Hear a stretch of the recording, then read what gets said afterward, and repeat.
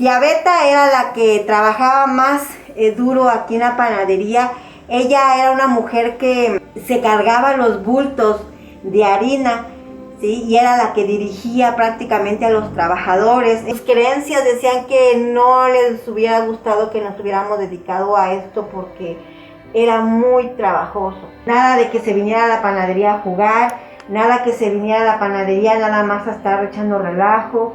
A la panadería se venía a trabajar y nada más. Ellas decían que era pecado el estar comiendo de más. Ellas eran unas personas que decían que a la muerte no le tenían miedo.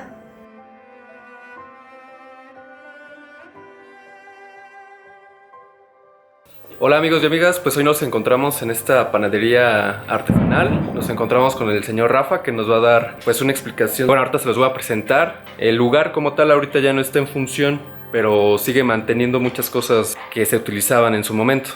Hola, ¿qué tal? Buenas tardes. Pues mi nombre es Rafael Pérez Mesa y vivo en la ciudad de Tlaxiaco, Oaxaca. Pues hoy es parte de un recorrido. En este lugar yo estuve en mi época cuando estudiaba la secundaria y conocí a un gran amigo que estudió conmigo y que pues parte de su trabajo de él era elaborar la semita tradicional de aquí de Tlaxiaco.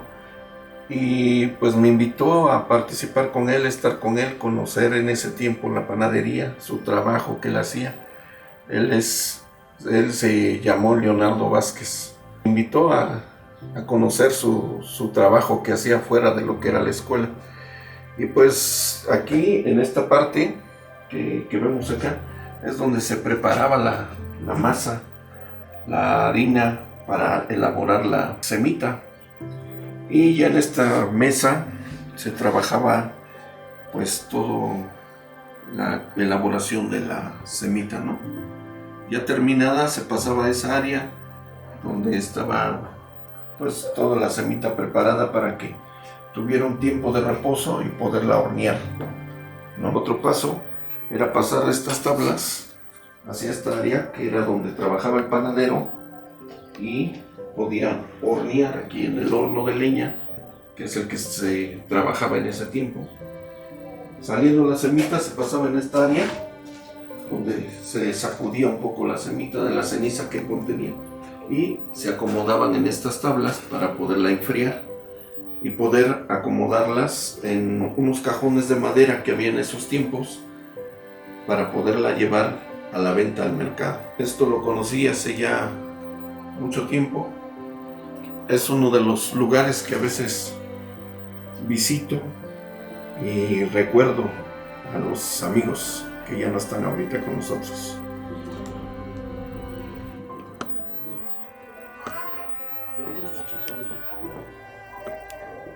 Buenas tardes, mi nombre es Gracie Azate Ramírez y pues en esta tarde voy a compartirles un poco respecto a este espacio donde tuve el privilegio de crecer y sobre todo de ser formada con las personas que estuvieron acá. Es una panadería que ya tiene más de 100 años. Esta panadería trabajaban mis tías, eran 4 mujeres y un varón, mi tío Goyo, mi tía Amalia, mi tía Gabriela, mi tía Esperanza, mi tía Beta. Para ellas, esta panadería, la producción era no solamente para poder tener un ingreso para ellas. Aquí ellas, una de ellas solamente tuvo un hijo y los demás fueron mujercitas que no tuvieron familia y que pues se dedicaban a compartir sus ingresos que obtenían a través del trabajo de esta panadería. Prácticamente muchos sobrinos pasamos por acá, donde nos dieron techo, educación, nos daban para ir a la escuela y sobre todo también una formación espiritual, porque ellas fueron unas personas espirituales en las cuales pues, nos enseñaban toda esa parte que construye a un ser humano. Nos decían que no solamente se tenía que aprender a trabajar, sino que se tenía que respetar esa parte espiritual, en la cual ellas, yo recuerdo que antes de iniciar su trabajo era una disciplina muy importante. Ellos se levantaban temprano, a las 3 de la mañana, 4 de la mañana, antes de iniciar su labor de trabajo. Ellas hacían una oración, cada una de ellas en su espacio, en una tejabana que era donde estábamos, antes de salir siempre era una oración de gratitud y de bendiciones. Sí, era una disciplina que ellas tenían y que la conservaron hasta el último momento que ellas estuvieron pues en esta tierra. Esta panadería está elaborada pues prácticamente con material reciclado de casas muy antiguas, en las cuales afortunadamente con ese material pudieron construir esta panadería. Ellas optaron porque fuera de madera, porque la semita requiere de un calor en el cual pues ellas decían que la madera te generaba un calorcito distinto a lo que era el material. Aquí en este lugar inclusive pues el horno que está en esta panadería también ya tiene más de 100 años. Este horno únicamente se le va dando mantenimiento constantemente, y lo que es la parte laborita y lo que es la parte del piso lleva un proceso de mantenimiento que se requiere para que pueda dar servicio correcto, pueda inclusive guardar el calor necesario para la semita, porque la semita es un pan que necesita un calor muy fuerte, en el cual pues hay quien ha intentado hacer semitas en un horno de gas, pero definitivamente no ha funcionado. El calor que genera la leña de encino combinada con un poco de leña de ocote es la que ha ayudado a que la semita tenga esa textura y tenga esa cocción que pues el día de hoy si probamos la semita es distinto a un pan. Es un pan que su elaboración es de mucho trabajo de fuerza. Para la elaboración de la semita se ha utilizado esta artesa, que es una artesa de madera. Si nos damos cuenta, es una prácticamente pieza de un árbol. Ya lleva muchos años también. El uso que se le tiene que dar es donde aquí se ponía la harina, se revolvía, se sobaba, y también aquí mismo en ese tiempo ellas todavía trabajaron en algún momento. La levadura que hacían ellas era con masa y la dejaban fermentar, pero así es como ellas iniciaron. Cada una de ellas tenía una actividad, una tarea asignada. Trabajaban en equipo. Para mí, una empresa familiar donde trabajaron en equipo, tanto ellas como su hermano Goyo. Su hermano Goyo, mi tío Goyo, él hacía un pan también de levadura, lo que es el material de pulque. Él utilizaba el pulque. En Todos Santos, sobre todo, era donde él se lucía haciendo ese pan, el pan de agua, el pan semita también hacía él. Prácticamente esas tres cosas, o esos tres tipos de panes, los hacía mi tío en el tiempo que él estuvo trabajando. Cuando él dejó de existir, el pan ya no lo elaboraron. En esta panadería inclusive pues tuvieron trabajadores en los cuales la gente de antes que trabajaba se quedaba a vivir por lo regular en la casa de los dueños de las panaderías, porque la hora de entrar a trabajar pues era en la madrugada y tempranito ya estuvieran las semitas para llevárselas al mercado. Antes el mercado lo abrían muy temprano. A las 5 de la mañana ya estaban abiertas las puertas, ya tenían que caminar para ir a traer su harina muy lejos.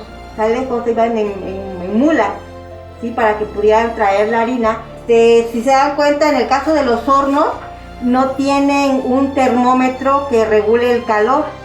Prácticamente es a través de la experiencia que le va dando a la persona que elabora. Y cuando ellas decían que ya creían que estaba el caliente el horno, al calor necesario metían una semita para probar si ya estaba. Bueno, este es el horno que les comento, tiene más de 100 años, y que es el horno que utilizaron mis tías y mi tío Goyo. Este horno, les digo, no tiene termómetro, no tiene una forma de regular el calor, únicamente es por esa intuición que va desarrollando la persona, de asomarse y de a veces acercaban la mano y decían ya casi está. Tenían que tener ese cuidado de que no se pasara de calor o que no les ganara la masa o las semitas ya torteadas, porque decían ellas ya soltó de más la semita, y al soltarse de más definitivamente la semita ya no salía como ellas esperaban que saliera. Ellas aquí tuvieron muchos jóvenes que trabajaron, que aprendieron la elaboración de la semita y que inclusive algunos desde muy chicos empezaron a estar acá, los ponían a hacer actividades como el limpiar las tablas. Esas tablas que vemos de este lado son unas tablas que pues ellas utilizaron. Sí, estas tablas son tablas desde ese tiempo en el que ellas trabajaban.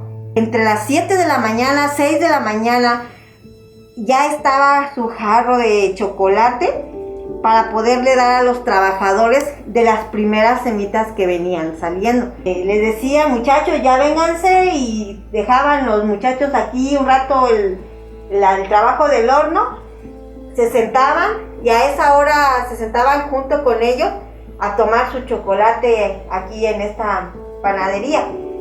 Ellos prácticamente tenían aproximadamente pues unos 3 trabajadores, no eran muchos, eran 3, y con ellas hacían un equipo. Tenemos la historia de Nalo, ¿no? Que Nalo era un joven que creció aquí, hijo de Chonita. Él prácticamente, su tarea de él era por tía Gabriela, que era la que vendía las semitas. En ese tiempo no había luz aquí en Tlaxiaco, así como el día de hoy. Las lámparas eran unas lámparas que daban muy poquita luz, y era una lámpara en distancias muy largas. Prácticamente pues tenían que ir con un farolito a traer a tía Gabriela todas las noches, y esa era su tarea de Nalo. Trabajaban aquí, tenía actividades distintas. Una de las actividades era tío Goyo, él le encantaba y su tarea era ir a tocar las campanas en cada actividad religiosa de aquí de Tlaxiaco. Él era campanero.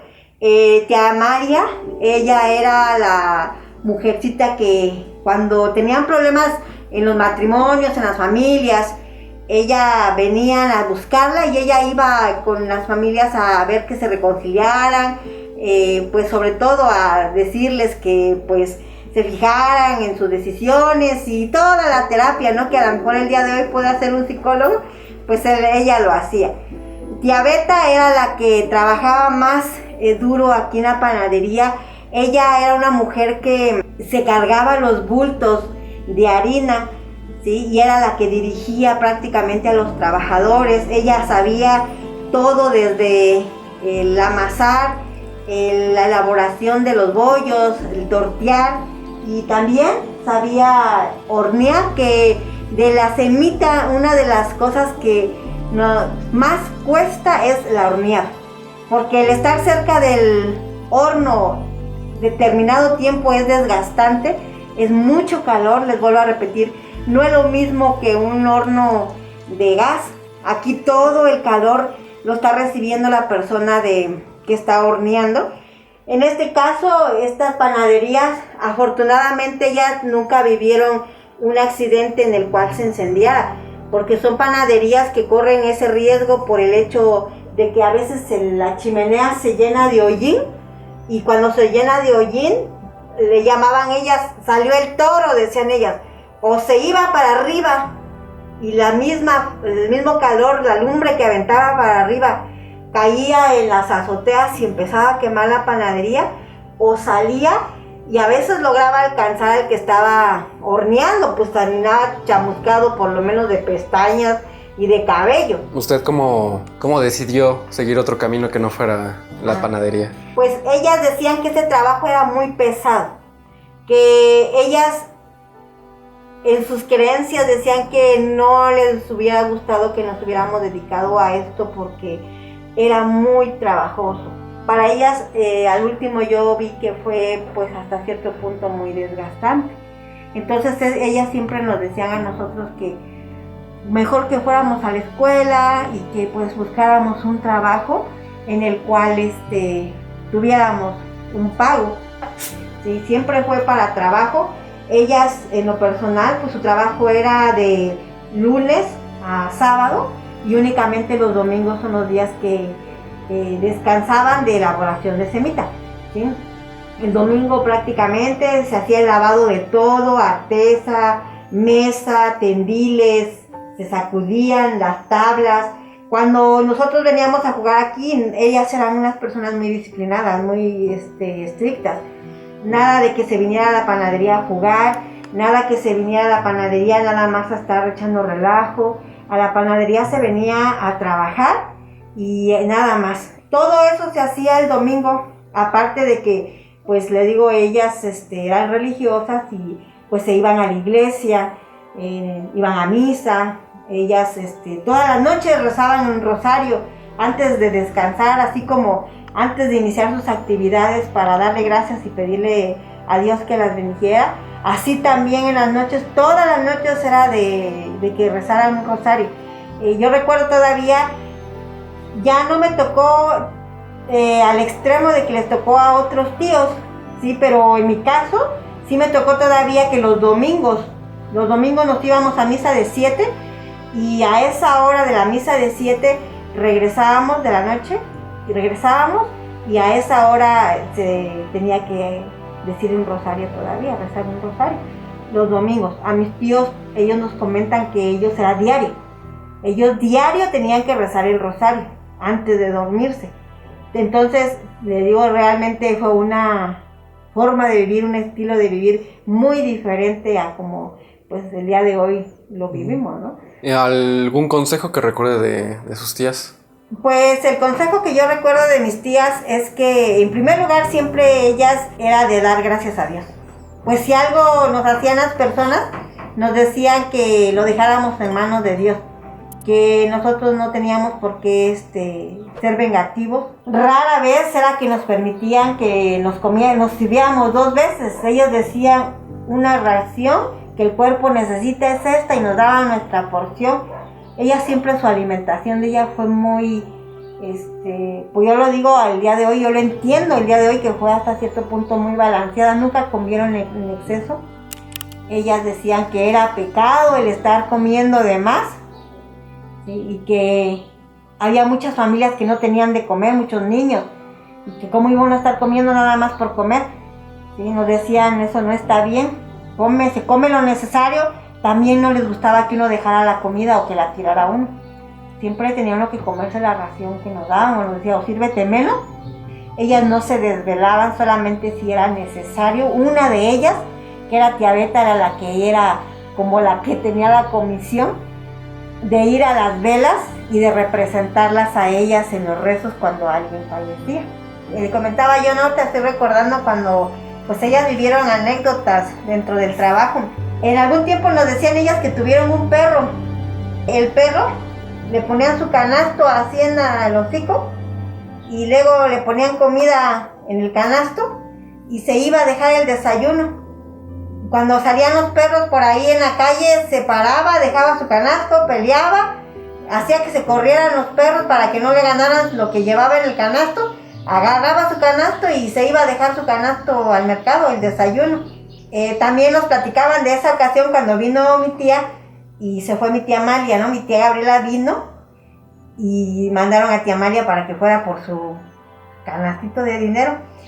Ellas de repente se reían, pero también de repente cuando lo platicaba tía Gabriela, todavía a veces como que le daba muina porque se acordó de que fue por el canasto de billetes. Cuando vino aquí, dice que vino aquí y cuando vieron su canasto, Amalia dice, ¿dónde está el dinero? Y dice, ahí lo dejé, dice, ¿no? Porque ella siempre, todo lo que tuvieron, fueron, sobre todo, nunca fue alguien que se sintiera propiedad de una persona, que él se sienta, que fue a vender, el dinero haya sido de ella. Yo nunca las vi que pelearan por eso. Ellas eran muy respetuosas y valoraban el trabajo de ambas. Entonces lo que hacían era, pues ver, ya trajiste el dinero, la administradora contaba cuánto era y era la que distribuía para los pagos, ¿no? Pero esa vez resulta que, pues tía Amalia traía en ese canastito, lo echó en el canasto grande. Pues no se dio cuenta que era muy distraída mi tía Amalia, ¿sí? Entonces no se dio cuenta que en el camino, nos platicaban, que en el camino se vino y todos los billetes se le volaron. Y cuando llegó acá, pues no traía ni un billete. ¿Y dónde está el dinero, Amalia? Le preguntaban, ¿dónde está el dinero? ¿Cómo que no está? Pues ahí está el dinero, dice. ¿Yo cuándo voy a agarrar el dinero? Pues ahí está su dinero. Amalia dice, si mira el canasto no trae nada de dinero. Jesús, ellas tenían esa palabra, ¿no? Dentro de otras. Decía, Jesús, María Santísima, a ver, ¿cómo que no tiene dinero? Jesús, dice, Dios mío, ¿pero qué pasó? Pues, ¿qué pasó? Que todos los billetes los tiró ahí en la calle, ¿no?